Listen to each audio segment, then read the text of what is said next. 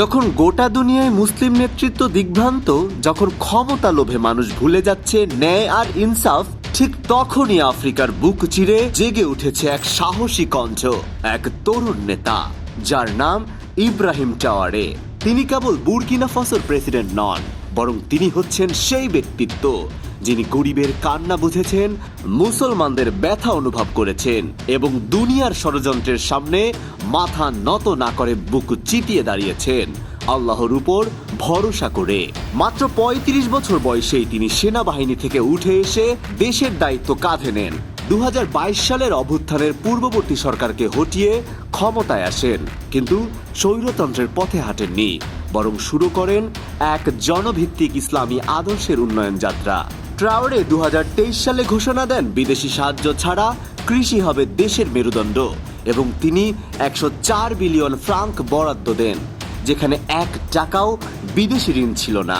তিনি জাতীয় স্বর্ণ খাতের উপর সরকারের নিয়ন্ত্রণ আরোপ করেন, বেসরকারি ও বিদেশি লুটপাট রুখে দিয়ে দেশের ভান্ডার রক্ষা করেন, যার জন্য বিশ্ব মিডিয়ায় তাকে বলা হয় the man who took gold from the colonizers and gave it back to his people.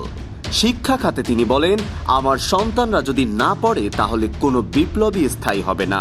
তার নির্দেশে নতুন প্রাথমিক ও মাধ্যমিক বিদ্যালয় চালু হয়েছে, স্বাস্থ্যসেবার পরিধিও বাড়ানো হয়েছে ৪০% পর্যন্ত।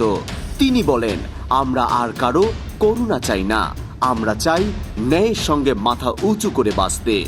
ইব্রাহিম ট্রাওরের এই নেতৃত্বকে অনেকে তুলনা করেন আফ্রিকার সালাহউদ্দিন হিসাবে, যিনি তরুণ, সাহসী ও ইমানদার এবং যিনি শুধু নিজের দেশের জন্য নয় বরং মুসলিম উম্মাহর স্বার্থেও কথা বলেছেন।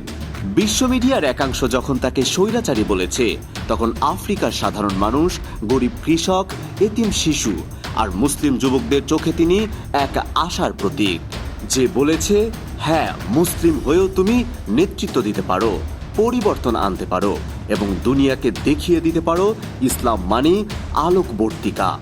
ইব্রাহিম ট্রাওরে এখন আর কেবল একজন নাম নয়, তিনি এক চেতনা, যিনি আল্লাহর উপর নির্ভর করে গড়েছেন এক নতুন আফ্রিকা, যেখানে মানুষ, মর্যাদা আর ন্যায় একই সাথে হাঁটে।